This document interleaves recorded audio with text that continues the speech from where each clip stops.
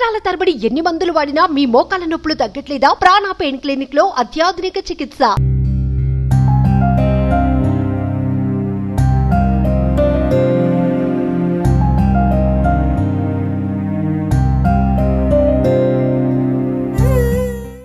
మీరేమైతారండి? చెల్లెలు?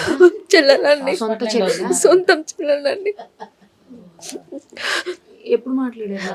నేను నాతోటి లాస్ట్ మాట్లాడాడని 9:38కి, మార్నింగ్ 9:38.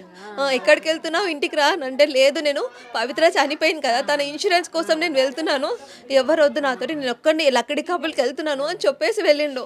నేను మళ్ళీ తర్వాత కాల్ చేసిన, తర్వాత 10కి కాల్ చేసిన, తిన్నావా అని కాల్ చేసిన, తర్వాత గంట కాల్ చేస్తూనే ఉన్నా, లిఫ్ట్ చేస్తాడు, ఏదో పనిలో ఉన్నాడు కదా అని అందరినీ పంపించిన, అందరి ఫ్రెండ్స్కి, ఇంటి అందరికీ కాల్ చేసినాం, ఎక్కడా లేడు అన్నాడు. డౌట్ వచ్చి మళ్ళీ అక్కడికి పంపించినాం. పంపిస్తే ఇద్దరు వెళ్ళిన పిల్లలు ఇద్దరు చెప్తున్నారు, విండోస్ నుంచి చూస్తే సూసైడ్ చేసుకున్నాడు, హ్యాంగ్ అవుట్ అయిపోయింది అని అన్నారు. డోర్స్ పళ్ళగొట్టినారంట, డోర్స్ పళ్ళగొట్టి చూసే వరకు హ్యాంగ్ అవుట్ అయిపోయినాడు. అప్పటికి బాడీ గట్టిగా అయిపోయిందంట. ఎంతసేపు అయిందో మనకు తెలియదు, కాల్ లిఫ్ట్ చేయలేదు. కింద వాచ్మెన్ కూడా కాల్ చేస్తూనే ఉన్నాడంట, వెంటనే కాల్ చేస్తూనే ఉన్నాడంట.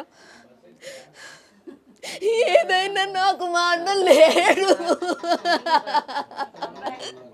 ఇప్పుడు ఏమన్నా తిట్టినా ఏమి లాభం లేదు. నేను పోస్ట్ ఇప్పుడు హాస్పిటల్కి వెళ్ళేసి వస్తున్నా, లేదు నా అన్న బతికే ఉంటాడు, ఏదో హాస్పిటల్లో ఏదైనా అవుతుంది అని కన్ఫామ్గానే వెళ్ళా నేను హాస్పిటల్కి. బతుకుతాడని వెళ్ళినా, దానికోసమనే వెళ్ళినా, లేదా ఆడికి డెడ్ బాడీ వచ్చేసింది. డెడ్ బాడీ అప్పటికి టంగ్ మొత్తం బ్లాక్ అయిపోయింది. మేము ఎవ్వరం గుర్తు రాలేదా? ఆమె చనిపోయిన ఆమె వెంట మొత్తం ఏం వస్తుంది? ఇప్పుడు ఎంతమంది ఉన్నాం కదా, ఒక్క ఆమె కోసం చనిపోతే ఇప్పుడు ఏమొచ్చింది? చిన్న పిల్లలు ఉన్నారు, ఇంతమంది ఉన్నాం కదా, ఆమె పోయింది అయిపోయింది, ఆమె లైఫ్ అక్కడికే ఉంది అనుకుందాం. ఈయన కావాలని ఇంత చేసుకొని ఇప్పుడు ఇంతమంది కదా, చిన్న పిల్లలు ఉన్నారు, భార్య, ఎవరిని ఇంతవరకు ఒక మాట కూడా అన్నాడు.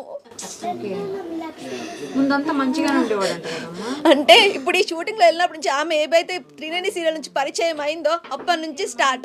ఎవరితోటి మా అందరితోటి టచ్లో ఉంటలేడు, సరిగ్గా టచ్లో ఉంటలేడు. ఆమెనే లోకం అనుకుంటా తిరిగిపోయినాడు మొత్తం. సరే అట్లానైనా సరే అన్నాం, అక్కడ ఉండు ఇక్కడ ఉండు, అందరినీ చూసుకో అని మేము అందరికీ ఏమని కూడా ఏం అనలేము. అయినని మేము సరే అని ఒప్పుకున్నాము. ఒప్పుకున్న తర్వాత మళ్ళీ ఇట్లా చేసేసిండు.